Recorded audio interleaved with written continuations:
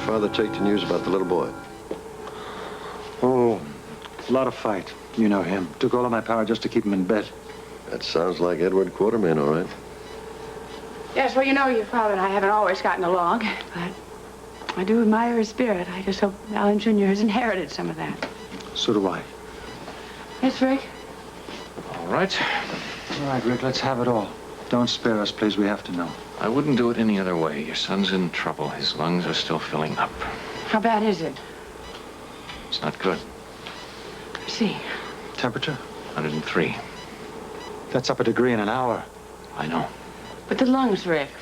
We're trying to stop the dehydration. Yes, I understand, but the fluid in his lungs, Rick. I've ordered broad-spectrum antibiotics. We'll just have to see if that works, if it stops it. And if it doesn't? Well, if it doesn't, we all know what we have to consider, and that's surgery, but only if absolutely necessary. Your son's been through way too much in his short life. Yes, well, I agree with that. Steve, I want them both to spend the night here. Okay, I'll arrange for it. I'm expecting a crisis in about 24 hours. I'd like you to get as much rest as possible. I'll do my best. No, you will, Rick. Thank you. Julian. You know, I think some coffee is called for. That must have been some drive you took, Alan. Oh, yes. I don't think Stella's going to recover. Why don't you all try to get something to eat? I'm sure neither one of you have had a chance to even think about it. Not for you, Dr. Hardy. Thank you. Now, this is Dr. Hardy. Dr. Hardy, this is Ballantyne, World Security Bureau. You've arrived? Yes, I'm in the lobby. Look, I'm sorry to interrupt. Oh, that's quite all right. Dr. Weber and I will join you as soon as we're finished up here. Thank you, Doctor. Not at all. Try to get as much rest as you can. I'll keep you posted if there's any developments. Thanks. Sure. Rick, can I see you for a moment? What is it? The man from Washington is here to see us. Mr. Ballantyne? Oh, I'll be right there in 1 second.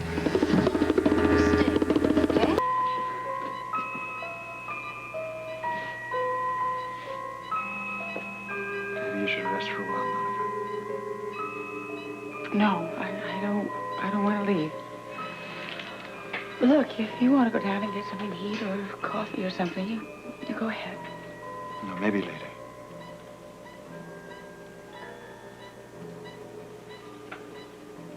It's not often he's so quiet. How many times, you know, you wish they would stop crying. And right now, all I do is wish that he would cry, and I wouldn't complain ever again. He never does cry much around you anyway. No. Oh, no. You were the one that always calmed him down when you sang to him. I didn't think you even knew about that. Oh, yes. Yes, I knew about that. When he first came home from the hospital, he was so sick, I used to sing to him every night. And, you just haven't been around lately at his bedtime, have you? Sorry. I didn't mean it. I didn't mean it to come out the way it did. I know. It's just a statement of fact. And you're right, it's very sad, isn't it? Yes, it is. Our marriage has certainly given us a beautiful son. Yes. Makes it all worthwhile. Because he is beautiful. And he is my whole life. I know. Nothing else seems important at a time like this, does it? Alan, Monica. How's he responding? No change. Well, it takes a while for that medication to take effect, and you know that. It's certainly a lot easier being a doctor to a patient than it is being a father to one. Yes, I understand exactly how you feel. That's what makes it so difficult to broach the subject. I have to, but I have no other choice. Rick, what? Well, I don't understand. It's a long story. It starts with Tony Cassadine's brother, Mikos. Monica, your son's life is not the only one on the line.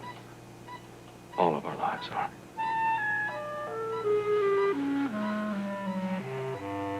Hundreds of millions of permutations. I'd have to live longer than God to get through. Any change? Not really.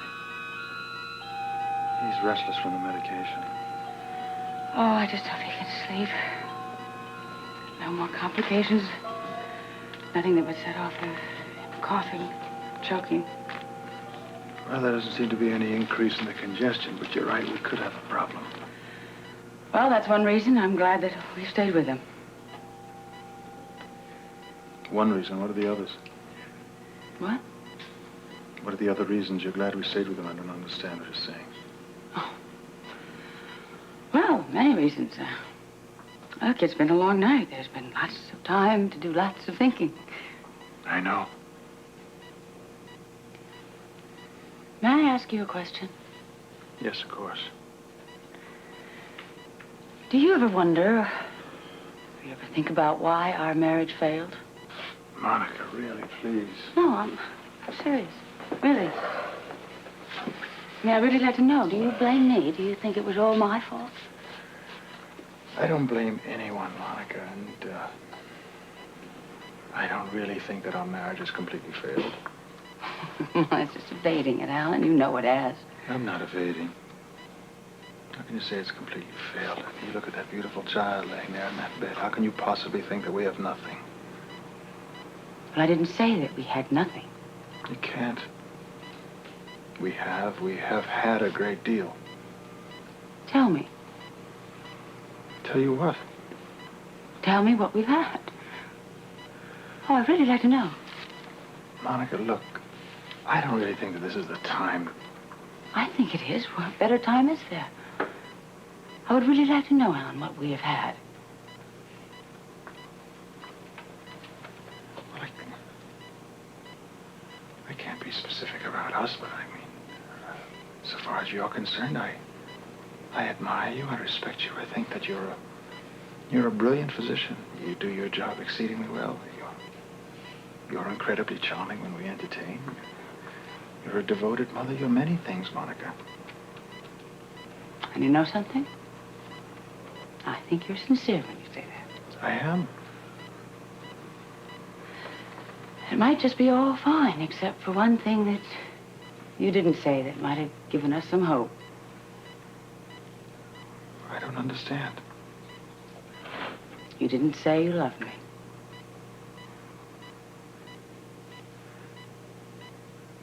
Look, Monica, I don't really think that we should be talking about this. We have a sick child to think about. And yes, I have been thinking about it all night long. Yes, I'm sure you have. And a lot of other things, too. Whole strange night with this weather, the storms, danger to people's lives. And yet with all that, there's really only one thing that matters. It's true. There really is only one life that has any meaning at this time. Strange, isn't it? How's that? Well, no, it isn't. It isn't strange. It's really very simple. I mean, you have a child that is sick or is hurt and is pain. It becomes the most important thing in the whole world.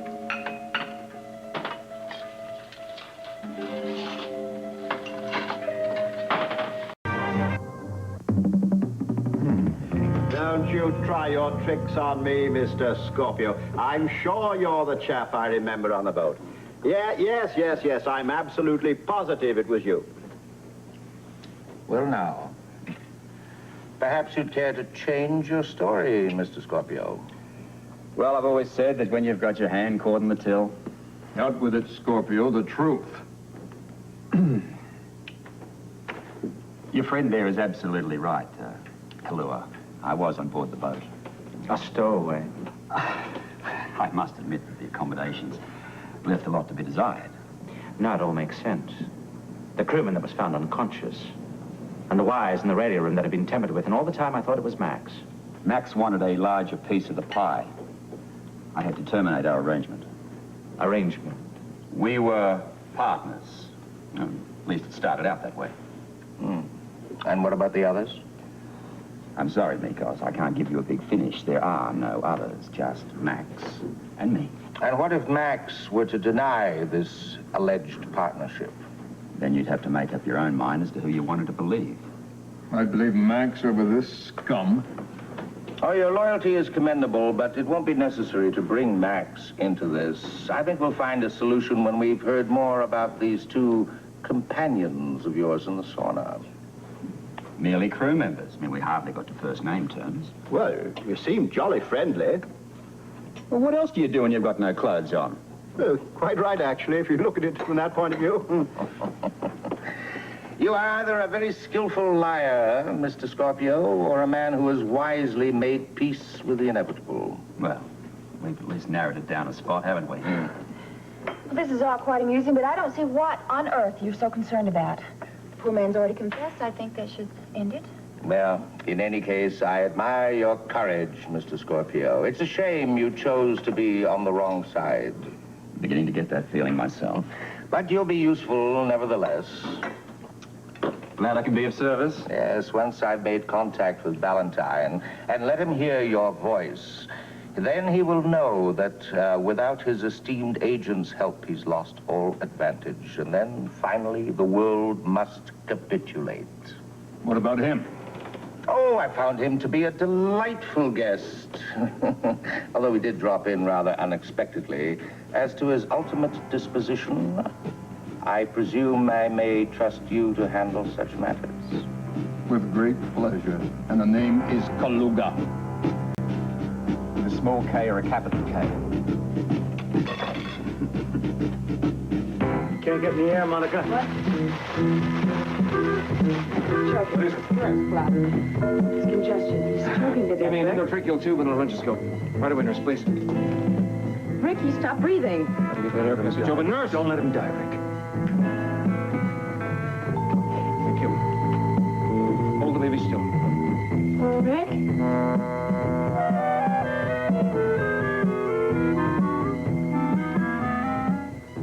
Vodka behind here. Person playing sick. Can't have any of that around.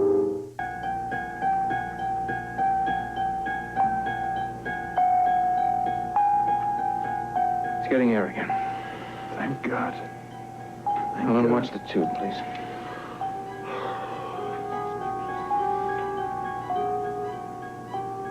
Apparently no heart or brain damage. And his pulse is strong, Rick. Monica, I think we're okay. You sure, Rick? Alan, he's breathing again. We can be thankful for that much.